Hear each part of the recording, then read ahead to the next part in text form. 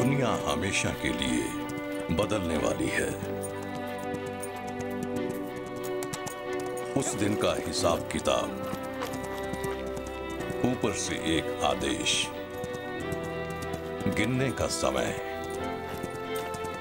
संसार का राज्य निष्ठुर हाथों में। बस तब जब लोगों को आशा की जरूरत थी, परमेश्वर एक बच्चे को भेजेंगे, एक राजा को, बेहतर भविष्य का पूर्वानुभव देने के लिए। पर क्यों यीशु की मां बनने के लिए एक कुंवारी को क्यों चुना गया? स्वर्ग से भेजे गए एक बालक का पालन पोषण करने के लिए एक सांसारिक मनुष्य क्यों चुना जाएगा?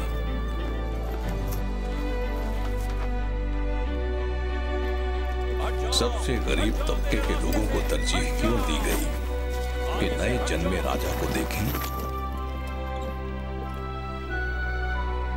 यहूदियों के राजा को भक्ति करने के लिए पूर्व से राजा क्यों आए? बैतलहम क्यों?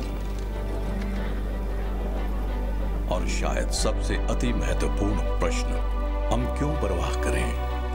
और बैतलहम इस बच्चे के क्या मायने होने चाहिए मेरे लिए? हालांकि बहुत से साल बीत चुके हैं और बैतलहम में वो गोशाल बहुत समय से भुला दी गई है। हमें समय की धुंध के माध्यम से अपनी टकटकी पर ध्यान केंद्रित करने की जरूरत है। पवित्र शास्त्र के लेंस के माध्यम से और अपनी कल्पना का इस्तेमाल करना है, क्रिसमस की कहानी बदलने के लिए नहीं, बल्कि लोगों, स्थानों और परिस्थितियों को देखने के लिए जो यीशु के जन्म का हिस्सा हो सकती थीं। और ऐसा करते हुए हम जवाब देंगे रहस्य का, अर्थ का और उस प्रश्न का कि यीशु जन्म क्यों?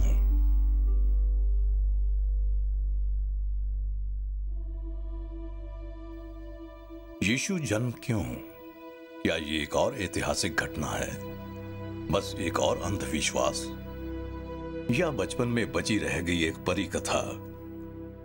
क्या हो यदि इतिहास की ये विशेष घटना हमारे छुटकारे की शुरुआत हो? इन प्रश्नों के जवाब के लिए जरूरत होगी परमेश्वर के वचन की कि वो हमारा मार्गदर्शन करे और हमारी कल्पना की कि हम ये कहानी सुन सकें। इसके लिए जरूरत होगी कि हम वो करें जो गडरिये ने किया, जो विद्वानों ने किया, यहां तक कि जो यूसुफ और मरियम ने किया। हमें बैतलहम की यात्रा की जरूरत है। मैं हूं डेविड जरमाया। क्या आप मेरे साथ किसी दूर दराज स्थान पर और एक ऐसे समय पर फिर से यात्रा नहीं करना चाहेंगे जिसे भुलाया जा सकता है? चलिए अपनी दिशा निर्धारित करते हैं 2 सहस्त्राब्दी पहले के लिए इतिहास के विभाजन बिंदु। दृश्य है यहूदिया की शांत प्राकृतिक छटा पर छोटा सा शहर, जहां आए दिन चमत्कार की खबरें आती रहती हैं। तो अब हम तैयार हैं उन सवालों की छानबीन करने के लिए क्रिसमस के आश्चर्य के माध्यम से, जो हमारी अद्भुत यात्रा के इर्द गिर्द है। क्योंकि हमारे लिए एक बालक उत्पन्न हुआ है, हमें एक पुत्र दिया गया है और प्रभुता उसके कंधों पर होगी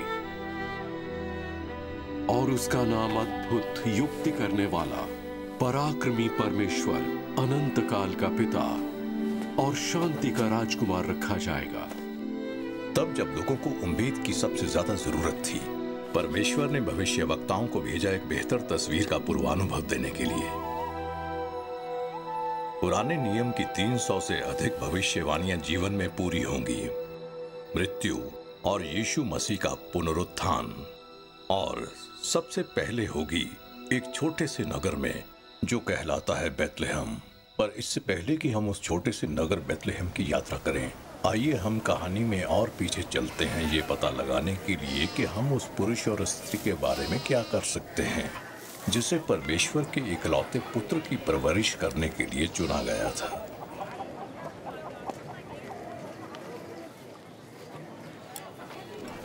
यूसुफ और मरियम पले बड़े नासरत नामक के एक साधारण से नगर में।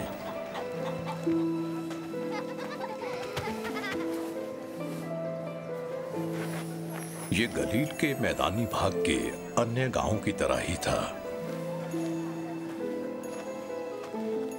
ज्यादातर उम्मीद ये है कि दोनों ने मैदानों में और नगर के चौराहों पर बच्चे के रूप में एक साथ खेल खेला होगा।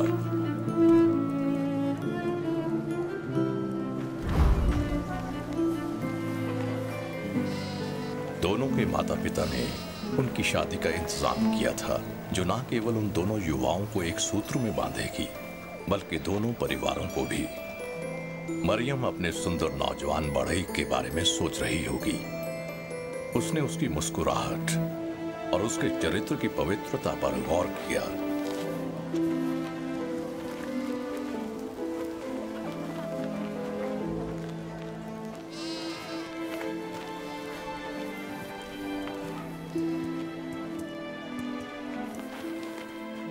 यूसुफ संभवतः एक साधारण और कुशल व्यक्ति था।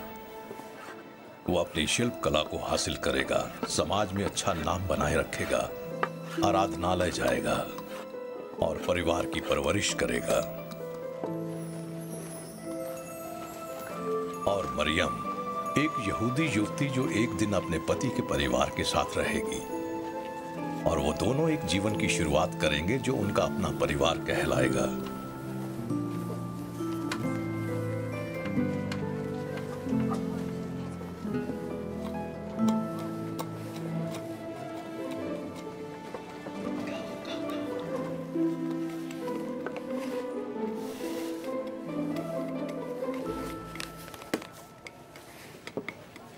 इस युवा दंपति की शादी की तैयारी में शामिल थे दंपति के दिए गए दोनों परिवारों के बीच के उपहार। धन्यवाद। क्या है? कोई बात नहीं, ये है कुछ अंगूर और पनीर।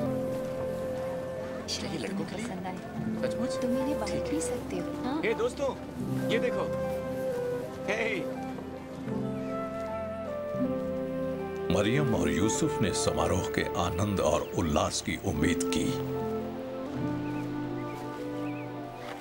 जिसमें उन्हें अच्छे कपड़े पहनने और महंगे आभूषण पहनने और खास ढंग से तैयार भोजन करने का अवसर मिला, और सबसे बढ़कर अपने प्रेमी के साथ खुशी खुशी शादी के बंधन में बंधने का। मैं चाहता था कि तुम इन्हें अपने पास रखो, धन्यवाद। हमारी शादी के गुलदस्ते के रूप में। उनके और उनके जीवन के बीच कुछ भी नहीं आ सकता था जिसकी उन्होंने बचपन से योजना बनाई थी।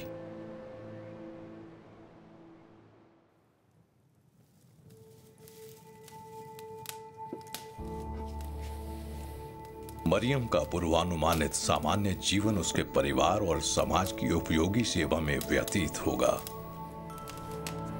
मरियम अपने आगे आने वाले जीवन के बारे में कैसे जान पाई?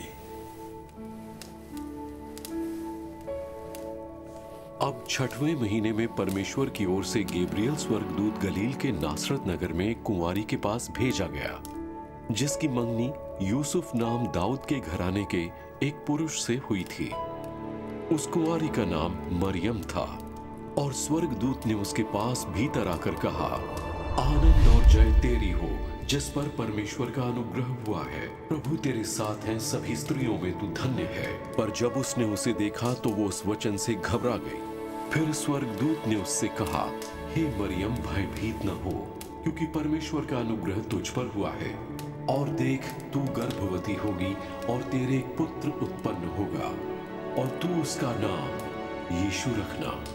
वो महान होगा और परम प्रधान का पुत्र कहलाएगा, और प्रभु परमेश्वर उसके पिता दाऊद का सिंहासन उसको देगा, और वो याकूब के घराने पर सदा राज्य करेगा, और उसके राज्य का अंत न होगा।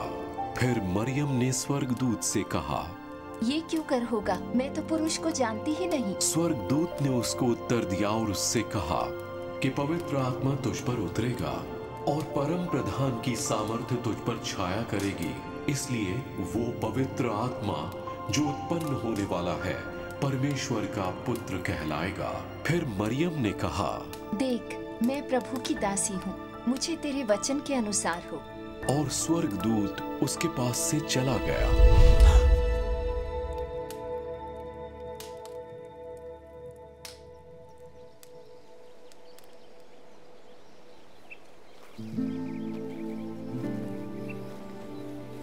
मैंने अपने पूरे मरियम जीवन में क्यों? का सपना देखा है। वो एक कुंवारी थी जिसने शास्त्र वचन का सम्मान किया और अपने पिता की इच्छा का पालन किया।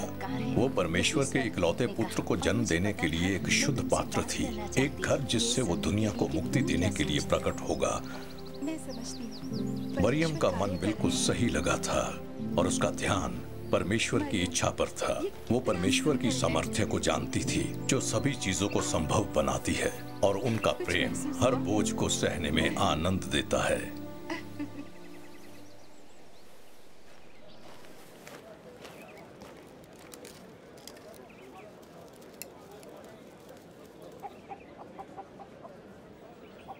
हम कल्पना कर सकते हैं कि मरियम की तरह ही यूसुफ एक व्यवस्थित और साधारण जीवन की इच्छा रखता है।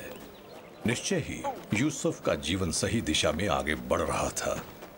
वो प्रेम में था और वो सभी तैयारियां कर रहा था जो जरूरी थीं मरियम से उसकी शादी के लिए।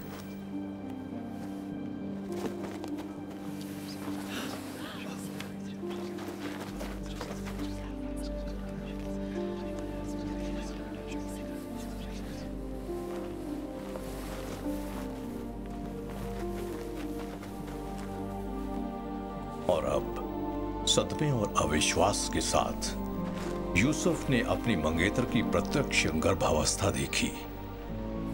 हर एक को यही गलती लगेगी कि यूसुफ पिता था।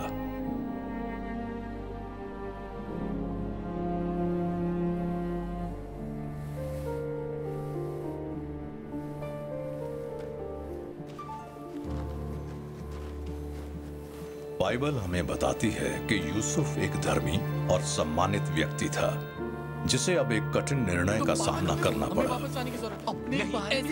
मेहरबानी करके इससे बात करो।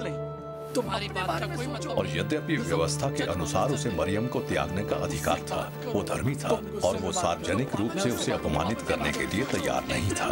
मेहरबानी करके इससे बात करो। कुछ मित्र सहमत थे उसके इस करुणामयी फैसले से, जबकि ज्यादातर संभवतः सहमत नहीं थे।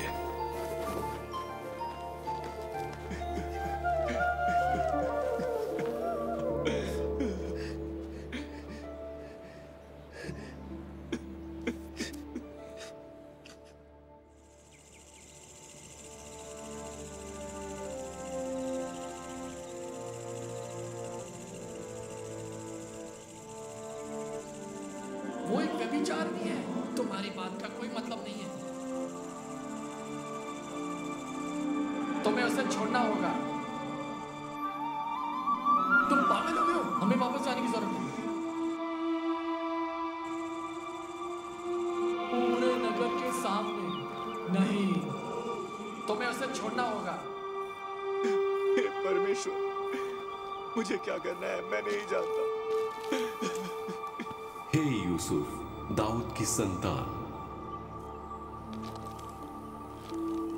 तू अपनी पत्नी मरियम को अपने यहां ले आने से मत डर, क्योंकि जो उसके गर्भ में है वो पवित्र आत्मा की ओर से है।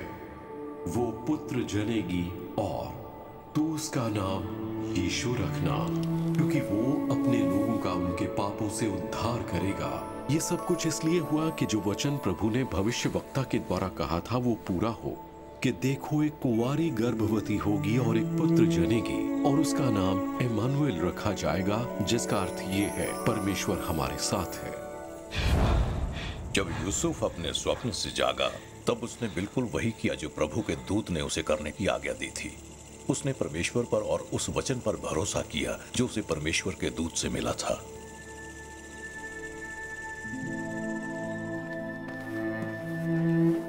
उस बदलाव पर विचार कीजिए जो मरियम के जीवन में आया, क्योंकि गैब्रियल स्वर्गदूत ने उससे मुलाकात की थी। शादी के विचार मातृत्व के विचारों में बदल गए और बिल्कुल सामान्य जीवन के विचार उपहास और उसके गांव के लोगों की अटकलों के केंद्र में बदल गए। नहीं।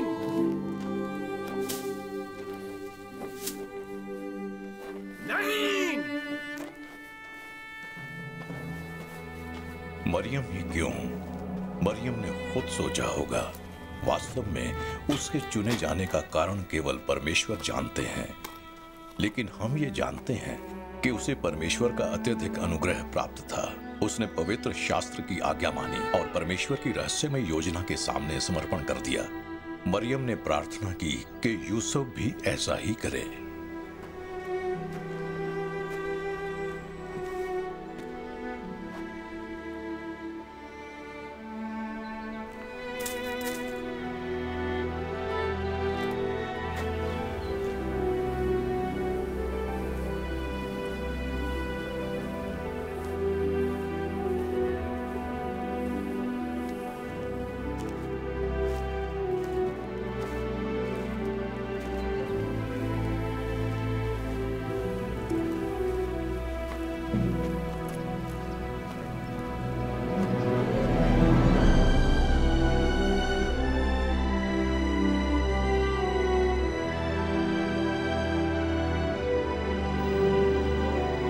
यूसुफ मरियम को अपनी पत्नी के रूप में स्वीकार करेगा। वो यीशु मसीह का सांसारिक पिता होगा। वो परमेश्वर की इच्छा के लिए अपनी इच्छा को टाल देगा और इस योजना में उसने विश्वास किया। और यूसुफ प्रभु के दूत की आज्ञा अनुसार अपनी पत्नी को अपने यहाँ ले आया और जब तक वो पुत्र न जनी तब तक वो उसके पास न गया और उसने उसका नाम यीशु रखा। विशाल रोमन साम्राज्य के बारे में ऐसा क्या था जो मसीह के आने के लिए आदर्श स्वरूप था? अनजाने में रोमन स्वयं इस जवाब का हिस्सा थे, क्योंकि इतिहास में पहली बार भूमध्य सागरीय संसार सभ्यता का पालना संगठित हुआ था। सभी सड़कें रोम की ओर जाती थीं और रोमन सड़कें धरती पर लगभग हर जगह जाती थीं, जिसमें शामिल था यरूशलेम और आसपास का वो पूरा इलाका जहां रोमन शासक हेरोदेस महान ने निर्ममता और बेदर्दी के साथ शासन किया था।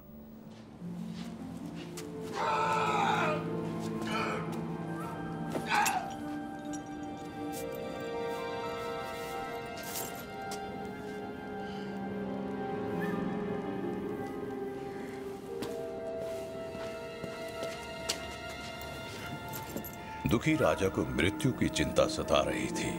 उसी समय कोई उसे जीतने आ रहा था। वो अंतिम संस्कार की व्यवस्था कर रहा था, असफल रूप से आत्महत्या करने का प्रयास कर रहा था और रात भर जागता रहा, ये सोचते हुए कि कौन उसका मुकुट चुराने आएगा। हेरोदेस के लिए राजा बनना अच्छा नहीं था। वो कब तक सिंहासन पर बना रहेगा? उसकी सत्ता को खतरे में डालने के लिए कौन आएगा? पहली सदी की दुनिया में और भी कई तरह की धारणाएं मौजूद थीं, लेकिन कोई और धारणा मानवता के इतिहास में सबसे बड़े साम्राज्य को ढहाने में सक्षम नहीं थी। यीशु ना केवल सही समय पर आए, बल्कि वो सही संदेश लेकर आए। वो उम्मीद और प्रकाश लेकर आए। तलवार के बल पर शासित दुनिया में ये गुरु संपूर्ण शांति लाएगा। हिंसा और प्रतिशोध से भरे इस संसार में वो अपने शत्रुओं से प्रेम करना सिखाएगा। मृत्यु के इस संसार में उसने नए और अनंत जीवन की उम्मीद प्रदान की। रोमियो ने दहशत के बल पर राज्य किया। वो प्रेम के द्वारा संसार पर राज्य करेगा। वो दुनिया पर अधिकार करने का संदेश था। जब समय पूरा हुआ, तब जब उसका सत्य और प्रेम बहुत ही प्रभावी ढंग से फैल सकता था, यीशु सबसे महत्वपूर्ण, सबसे मौलिक संदेश लेकर आए जो पहले कभी भी पेश नहीं किया गया। गौशाला में जल्द ही जो होने वाला था, छोटे से बैतलहम में, वो इतिहास को फिर से परिभाषित करेगा सही समय पर, हमेशा के लिए। और उन दिनों औगुस्तुस कैसर की ओर से आज्ञा निकाली गई कि सारे जगत के लोगों के नाम लिखे जाएं। तो सब लोग नाम लिखवाने के लिए अपने अपने नगर को गए।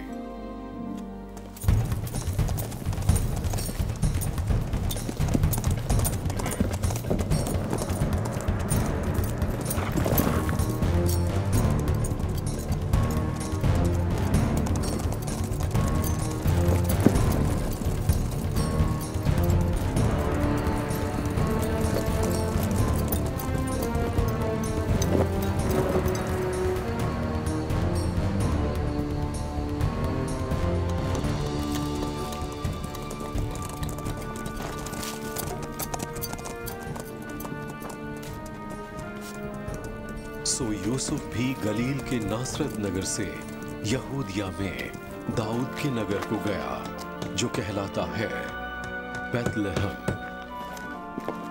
क्योंकि वो दाऊद के घराने और वंश का था, अपनी मंगेतर मरियम के साथ जो गर्भवती थी नाम लिखवाए।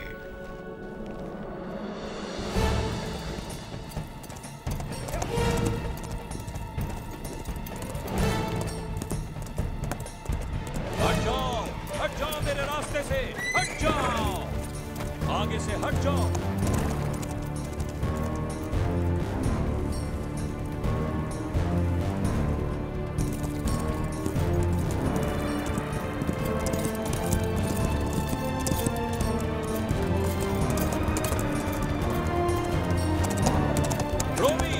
रोमी यहाँ है।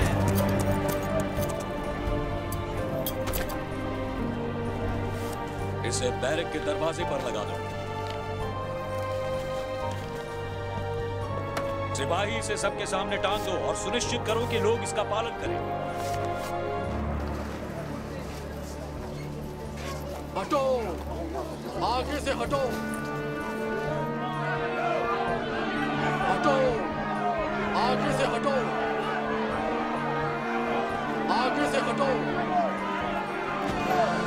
हटो। ये रोम है, मेरे रास्ते से हट जाओ, तुम मेरे रास्ते से हट जाओ।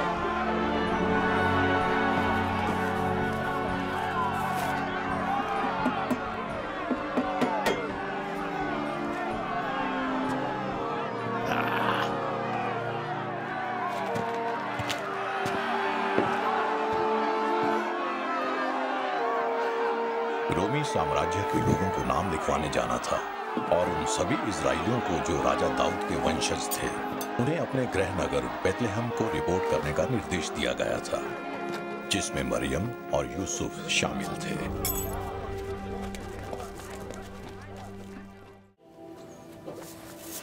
और हालांकि मरियम इस समय गर्भवती थी, उन्होंने दाऊद के नगर बैतलहम की यात्रा शुरू की नाम लिखवाने के लिए, रोमी कर व्यवस्था के लिए। तैयारी पूरी हो गई है, चले। वो दिन आ गया जब मरियम और यूसुफ को नासरत का अपना शांत सा घर छोड़ना पड़ा और बैतलहम में अपना नाम लिखवाने के लिए अपनी यात्रा पर निकलना पड़ा। मुझे तुम्हारी याद आएगी। जब वे जाने के लिए तैयार हुए, उनके दोस्त और परिवार के लोग उन्हें शुभकामना देने के लिए इकट्ठा हुए। जल्दी ही पैदा होने वाले बच्चे के लिए दस्तकारी किए हुए उपहार दिए। एक तोहफा, धन्यवाद तुम्हारे बच्चे के लिए। धन्यवाद। और आशीष के वचन बोले और उनके लिए प्रार्थना की। तुम्हारी याद आएगी, तुम्हें भी याद करो। परमेश्वर आशीष दे। धन्यवाद। धन्यवाद। मरियम, ये तुम्हारे लिए। ओह, सफर के दौरान ये उसे गर्म रखने के लिए है। धन्यवाद, मैं इसे हमेशा संभाल कर रखूंगी। बेशक। युवा दंपति पहला कदम उठाने वाले थे एक ऐसी अद्भुत दुनिया में जाने के लिए जिसकी उन्होंने कभी कल्पना भी नहीं की होगी।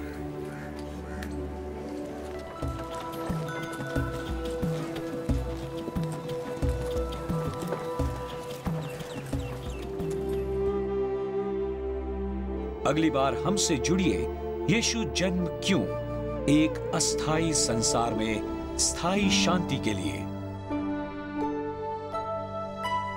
बैतलहम नगर यीशु मसीह के जन्म की मेजबानी करने वाला है।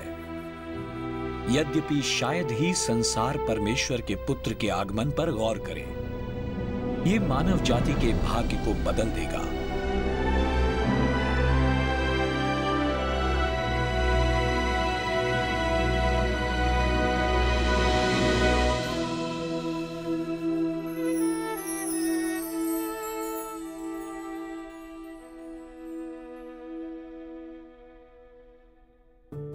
आज देखने के लिए आपका धन्यवाद।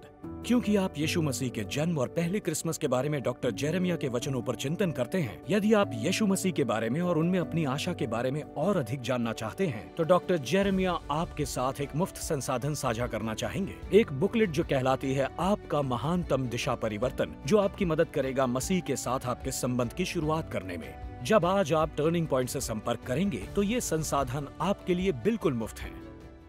अगली बार हमसे जुड़िए। यीशु जन्म क्यों, एक अस्थाई संसार में स्थायी शांति के लिए। देखने के लिए धन्यवाद। यदि आप यीशु जन्म क्यों या डेविड यर्मियाह के बारे में और ज्यादा जानना चाहते हैं, तो www.yjkfilm.org पर जाइए।